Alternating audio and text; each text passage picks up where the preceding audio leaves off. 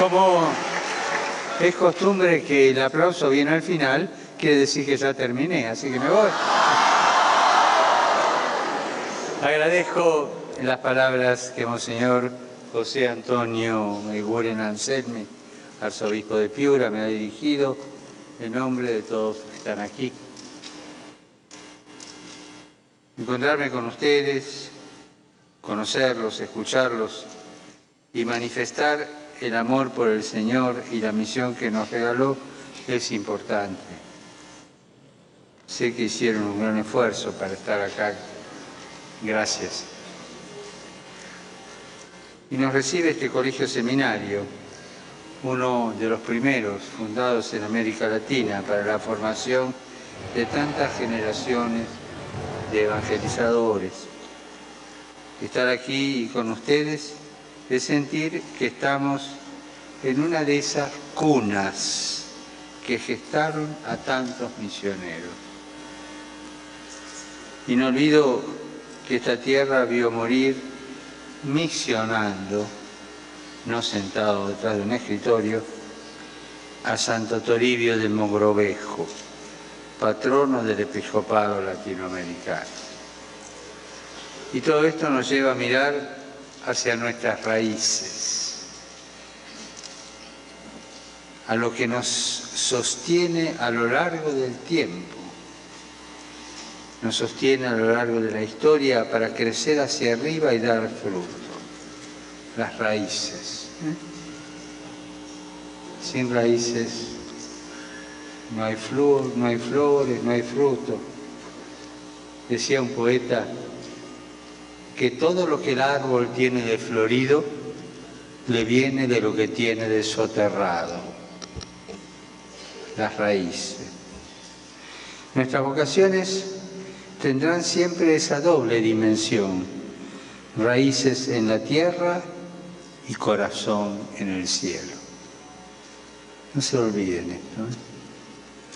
Cuando falta alguna de estas dos, algo comienza a andar mal y nuestra vida poco a poco se marchita, como un árbol que no tiene raíces, se marchita.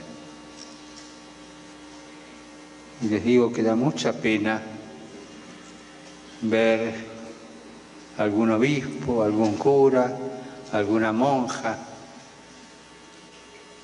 marchito. Y mucha más pena me da cuando veo seminaristas marchitos.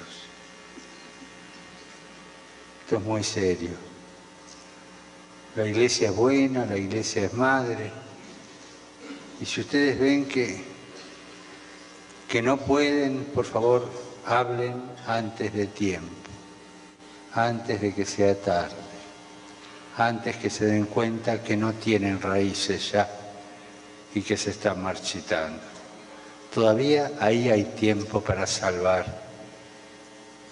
porque Jesús vino a eso, a salvar, y si nos llamó es para salvar. Me gusta subrayar que nuestra fe, nuestra vocación es memoriosa, esa dimensión deuteronómica de la vida. Memoriosa porque sabe reconocer que ni la vida, ni la fe, ni la iglesia comenzó con el nacimiento de ninguno de nosotros. La memoria mira al pasado para encontrar la savia que ha irrigado durante siglos el corazón de los discípulos. Y así reconoce el paso de Dios por la vida de su pueblo. Memoria de la promesa que hizo a nuestros padres y que cuando sigue viva en medio nuestro es causa de nuestra alegría y nos hace cantar que el Señor ha estado grande con nosotros y estamos alegres. Me gustaría compartir con ustedes algunas virtudes o algunas dimensiones, si quieren, de este ser memorioso. Cuando yo digo quiero que un obispo, un cura, una monja, un seminarista sea memorioso, ¿qué quiero decir? Y es lo que me gustaría compartir ahora.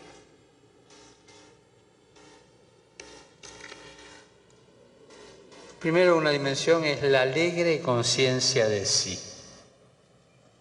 No hay que ser un inconsciente de sí mismo, no saber lo que le está pasando, pero alegre conciencia de sí. El Evangelio que hemos escuchado lo leemos habitualmente en clave vocacional.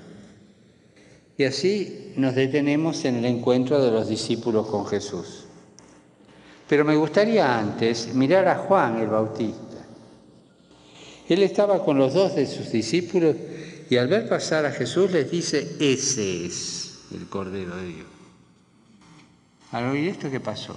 Dejaron a Juan y se fueron con el otro. Es algo sorprendente. Habían estado con Juan, sabían que era un hombre bueno, más aún, el mayor de los nacidos de mujer, como Jesús lo define. Pero él no era el que tenía que venir. También Juan esperaba a otro más grande que él. Juan tenía claro que no era el Mesías, sino simplemente quien lo anunciaba. Juan era el hombre memorioso de la promesa y de su propia historia. Era famoso, tenía fama, todos venían a hacerse bautizar por él, lo escuchaban con respeto, la gente creía que era el Mesías, pero él era memorioso de su propia historia y no se dejó engañar por el incienso de la vanidad. Juan manifiesta la conciencia del discípulo que sabe que no es ni será nunca el Mesías, sino solo un invitado a señalar el paso del Señor por la vida de su gente. A mí me impresiona mismo cómo lleva esto hasta las últimas consecuencias, y Dios permite que esto llegue hasta las últimas consecuencias. Muere degollado en un calabozo. Así de sencillo. Nosotros, consagrados, no estamos llamados a suplantar al Señor, ni con nuestras obras, ni con nuestras misiones, ni con el sinfín de actividades que tenemos para hacer. Yo cuando digo consagrados, involucro a todos, ¿no es cierto? Obispos, sacerdotes, hombres y mujeres consagrados y consagradas, religiosos y religiosas, y seminaristas. Simplemente se nos pide trabajar con el Señor, codo a codo, pero sin olvidarnos nunca de que no ocupamos su lugar. Y esto no nos hace aflojar en la tarea evangelizadora. Por el contrario, nos empuja, nos exige trabajar recordando que somos discípulos del único Maestro. El discípulo sabe que secunda y siempre secundará al Maestro. Y esa es la fuente de nuestra alegría. O sea, la alegre conciencia de sí mismo. Nos hace bien saber que no somos el Mesías. Nos libra de creernos demasiado importantes, demasiado ocupados. Es típica de algunas regiones escuchar: no, a esa parroquia no vayas porque el padre siempre está muy ocupado. Juan el Bautista sabía que su misión era señalar el camino, iniciar procesos, abrir espacios, anunciar que otro era el portador del Espíritu de Dios. Ser memoriosos nos libra de la tentación de los mesianismos. Y creerme yo el Mesías. Y esta tentación se combate de muchos modos, pero también con la risa. De un religioso a quien yo quise mucho, era jesuita. Un jesuita holandés que murió el año pasado. Se decía que tenía tal sentido del humor que era capaz de reírse de todo lo que pasaba, de sí mismo y hasta de su propia sombra. Conciencia alegre. Aprender a reírse de uno mismo nos da la capacidad espiritual de estar delante del Señor con los propios límites, errores y pecados, pero también aciertos y con la alegría de saber que Él está a nuestro lado. Un lindo test espiritual es preguntarnos por la capacidad que tenemos de reírnos de nosotros mismos. De los demás es fácil reírse, ¿no es cierto?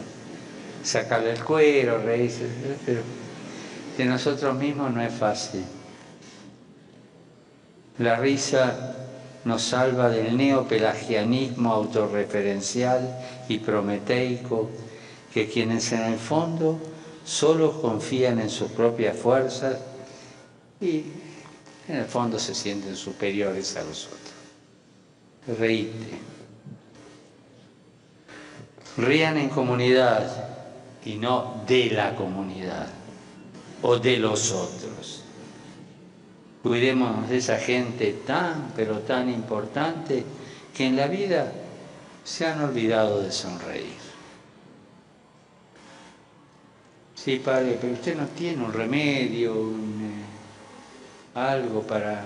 Mira, tengo 2 pastillas que ayudan mucho, ¿no? Una, hablar con Jesús, con la Virgen, la oración.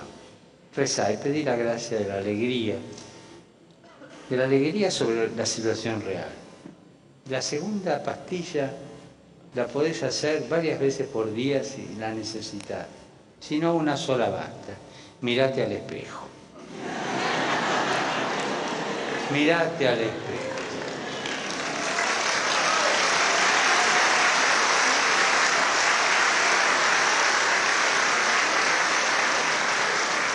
Y ese soy yo, esa soy yo, ja, ja, ja, ¿eh? Y eso te hace reír.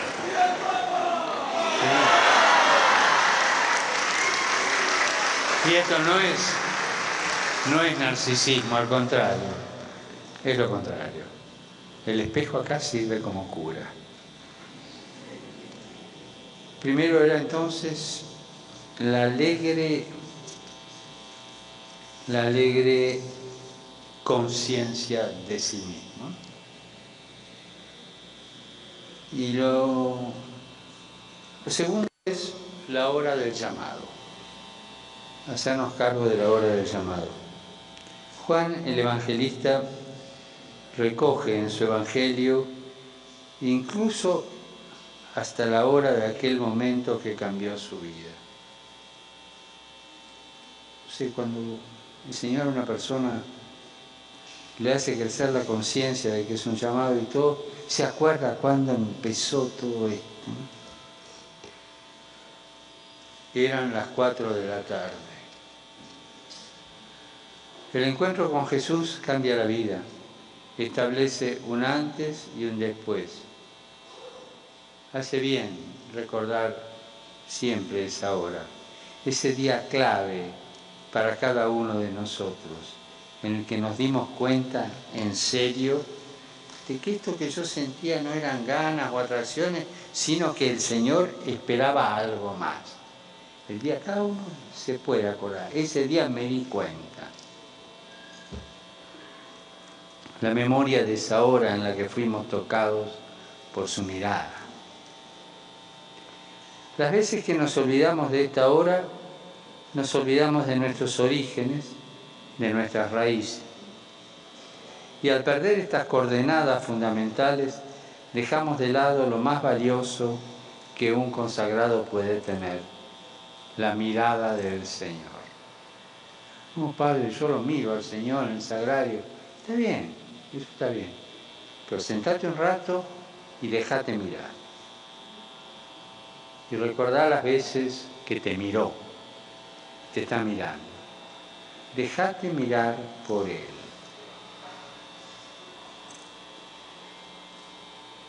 Es de lo más valioso que un consagrado tiene, la mirada del Señor. Quizás no estás contento con ese lugar donde te encontró el Señor, Quizá no se adecua a una situación ideal que te hubiese gustado más, pero fue ahí, en ese lugar, en esa situación, donde te encontró y te curó las heridas. Ahí. Cada uno de nosotros conoce el dónde y el cuándo. Quizás un tiempo de situaciones complejas, ¿sí? Con situaciones dolorosas, sí. Pero ahí te encontró el Dios de la vida para hacerte testigo de su vida, para hacerte parte de su misión y ser. Y con Él ser caricia de Dios para tantos. Nos hace bien recordar que nuestras vocaciones son una llamada de amor para amar, para servir, no para sacar tajada para nosotros mismos. Si el Señor se enamoró de ustedes y los eligió, no fue por ser más numerosos que los demás, pues son el pueblo más pequeño, sino por amor. Así le dice el profeta, el Deuteronomio, al pueblo de Israel. No te la creas. No sos el pueblo más importante. Sos de lo peorcito, pero se enamoró de eso. Y bueno, ¿qué quieren? Tiene mal gusto el Señor, pero se enamoró de eso. Amor de entrañas, amor de misericordia, que mueve nuestras entrañas para ir a servir a otros al estilo de Jesucristo, no al estilo de los fariseos, de los saduceos, de los doctores de la ley, de los celotes. No. Esos buscaban su gloria. No, servir a Jesucristo. Quisiera detenerme ahora en un aspecto que considero importante. Muchos, a la hora de ingresar al seminario o a la casa de formación o noviciado, fuimos formados con la fe de nuestras familias y vecinos. Ahí aprendimos a rezar de la mamá, de la abuela, de la tía, y después fue la catequista la que nos preparó. Y así fue como dimos nuestros primeros pasos, apoyados no pocas veces en las manifestaciones de la piedad y espiritualidad popular, que en Perú han adquirido las más exquisitas formas de arraigo en el pueblo fiel y sencillo. Vuestro pueblo ha demostrado un enorme cariño a Jesucristo, a la Virgen, a sus santos y beatos en tantas devociones que no me animo a nombrarlas por miedo de dejar alguna de lado. En esos santuarios, muchos peregrinos toman decisiones que marcan sus vidas. Esas paredes contienen muchas historias de conversión, de perdón y de dones recibidos que millones podrían contar. Inclusive muchas de vuestras vocaciones puedan estar grabadas en esas paredes. Los exhorto, por favor, a no olvidar y mucho menos despreciar la fe fiel y sencilla de vuestro pueblo. Sepan acoger, acompañar y estimar el encuentro con el Señor. No se vuelvan profesionales de lo sagrado, olvidándose de su pueblo, de donde lo sacó el Señor, de detrás del rebaño, como dice el Señor a su elegido en la Biblia. No pierdan la memoria y el respeto por quien les enseñó a rezar.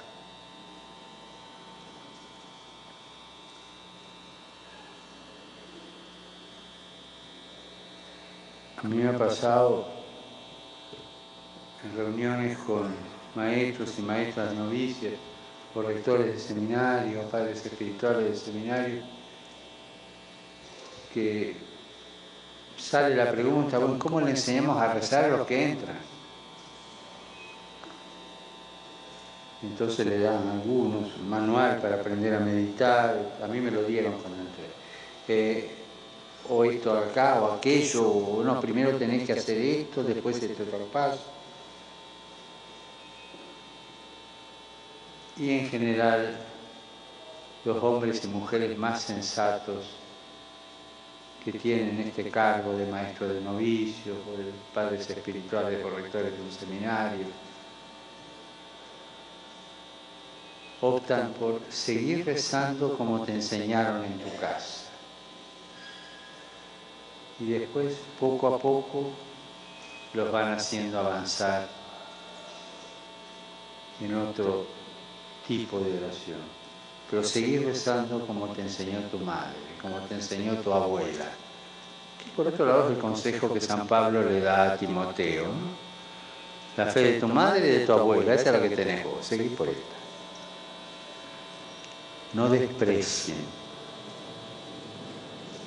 la oración casera,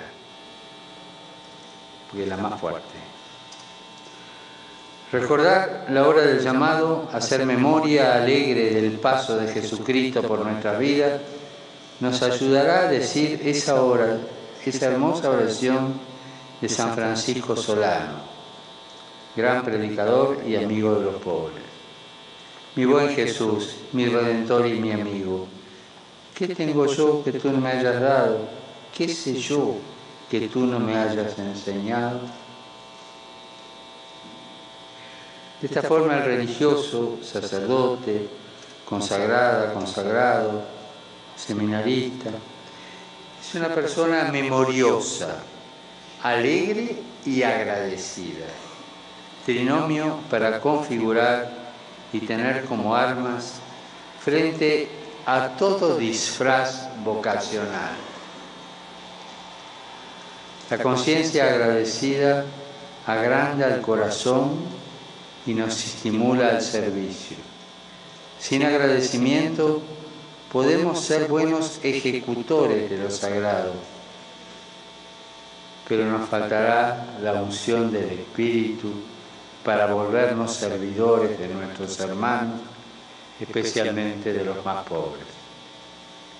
El pueblo de Dios tiene olfato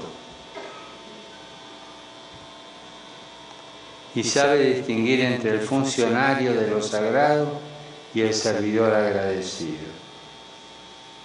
Sabe reconocer entre el memorioso y el olvidadizo. El pueblo de Dios es aguantador, pero reconoce a quien lo sirve y lo cura con el óleo de la alegría y de la gratitud. En eso, déjense aconsejar por el pueblo de Dios. A veces en las parroquias sucede que cuando el cura se desvía un poquito y se olvida de su pueblo, estoy hablando de historias reales, ¿no? ¿Cuántas veces la vieja de la sacristía, como la llaman, la vieja de la sacristía, le dice, padrecito, ¿cuánto hace que no va a ver a su mamá? Vaya a ver a su mamá, que nosotros por una semana nos arreglamos con el rosario.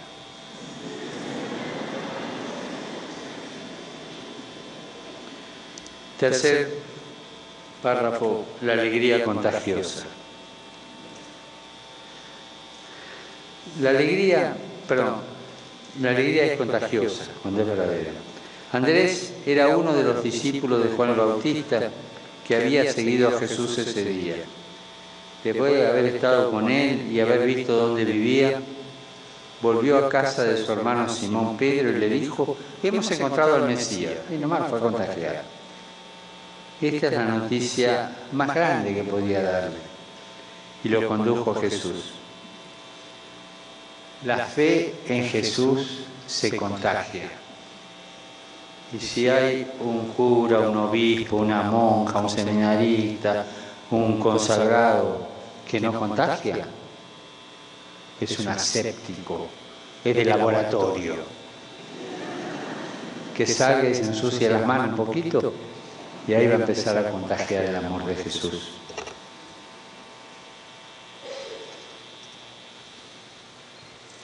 La fe en Jesús se contagia, no puede confinarse ni encerrarse. Y aquí se encuentra la fecundidad del testimonio. Los discípulos recién llamados atraen a su vez a otros mediante su testimonio de fe, del mismo modo que en el pasaje evangélico nos llama por medio de otros. La misión brota espontánea del encuentro de Cristo. Andrés comienza su apostolado por lo más cercano, por su hermano Simón, casi como algo natural, irradiando alegría. Y esta es la mejor señal de que hemos descubierto al Mesías. La alegría contagiosa es una constante en el corazón de los apóstoles. Y la vemos en la fuerza con que Andrés confía a su hermano, lo hemos encontrado. Pues la alegría del Evangelio llena el corazón y la vida entera de los que se encuentran con Jesús. Quienes se dejan salvar por Él son liberados del pecado, de la tristeza, del vacío interior, del aislamiento. Con Jesucristo siempre nace y renace la alegría, y esta es contagiosa. Y esta alegría nos abre a los demás. Esa alegría no para guardarla, sino para transmitirla. En el mundo fragmentado que nos toca vivir y que nos empuja a aislarnos, somos desafiados a ser artífices y profetas de comunidad. Porque ustedes saben, nadie se salva solo. Y en esto me gustaría ser claro. La fragmentación o el aislamiento no es algo que se da fuera, como si solamente fuese un problema del mundo que estamos de vivir. Hermanos, las divisiones, guerras, aislamientos, los vivimos también dentro de nuestras comunidades, dentro de nuestros presbiterios, dentro de nuestras conferencias episcopales. ¿Y cuánto mal nos hace? Jesús nos envía a ser portadores de comunión, de unidad, pero tantas veces parece que lo hacemos desunidos, y lo que es peor, muchas veces poniéndonos zancadilla uno a otro. ¿O me equivoco? Agachemos la cabeza y cada cual ponga dentro del propio sayo lo que le toca. Se nos pide ser artífices de comunión y de unidad, que no es lo mismo que pensar todos igual y hacer todos lo mismo. Significa valorar los aportes, las diferencias, el regalo de los carismas dentro de la Iglesia, sabiendo que cada uno, desde su cualidad, aporta lo propio, pero necesita de los demás. Solo el Señor tiene la plenitud de los dones. Solo Él es el Mesías. Y quiso repartir sus dones de tal forma que todos podamos dar lo nuestro, enriqueciéndonos con lo de los demás. Hay que cuidarse de la tentación del hijo único, que quiere todo para sí, porque no tiene con quién compartir. Malcriado muchacho. Aquellos que tengan que ocupar misiones en el servicio de la autoridad, les pido por favor, no se vuelvan autorreferenciales. Traten de cuidar a sus hermanos. Procuren que estén bien, porque el bien se contagia. No caigamos en la trampa de una autoridad que se vuelva autoritarismo, por olvidarse que ante todo es una misión de servicio. Que tienen esa misión de ser autoridad, piénsenlo mucho. En los ejércitos hay bastantes sargentos, no hace falta que se nos metan en nuestra comunidad. Quisiera antes terminar ese memorioso y las raíces, ¿no? Considero importante que en nuestras comunidades, en nuestros presbiterios, se mantenga viva la memoria y se dé el diálogo entre los más jóvenes y los más ancianos. Los más ancianos son memoriosos y nos dan la memoria. Tenemos que ir a recibirla. No los dejemos solos. Ellos por ahí no quieren hablar, algunos se sienten un poquito abandonados. Hagámoslos hablar, sobre todo los jóvenes. Los que están en cargos de formación de los jóvenes, mándenlos a hablar. Con los curas jóvenes, con las monjas jóvenes, con los curas viejos, con las monjas viejas, con los obispos viejos.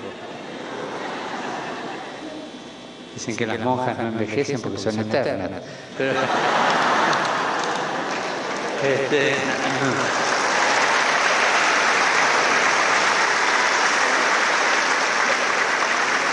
mándenlos a hablar. Los ancianos necesitan que le vuelvan a brillar los ojos y que vean que en la iglesia, en el presbiterio, en la conferencia episcopal, en el convento, hay jóvenes que llevan adelante el cuerpo de la iglesia. Que los oigan hablar, que les pregunten los jóvenes a ellos. Y ellos ahí les va a empezar a brillar los ojos. Y van a empezar a soñar. Hagan soñar a los viejos. La profecía de Joel 3:1. Hagan soñar a los viejos. Y si los jóvenes hacen soñar a los viejos, les aseguro que los viejos harán profetizar a los jóvenes. Ir a las raíces.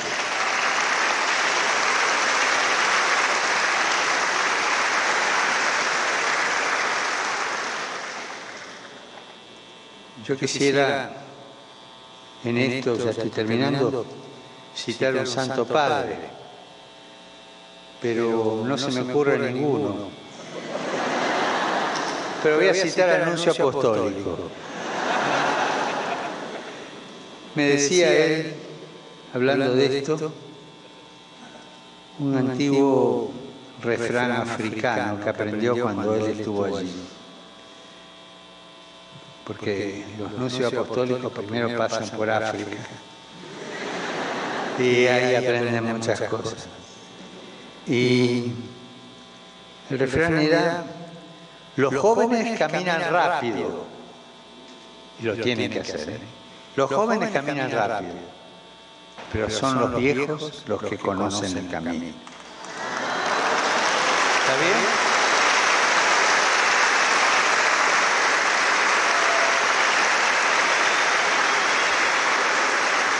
Queridos hermanos, nuevamente gracias, y que esta memoria deuteronómica nos haga más alegres y agradecidos para ser servidores de unidad en medio de nuestro pueblo. Déjense mirar por el Señor, vayan a buscar al Señor ahí en la memoria, mírense al espejo de vez en cuando y que el Señor los bendiga, este mismo Señor, que la Virgen los cuide y de vez en cuando, como dicen en el campo, échenme un rezo. Gracias.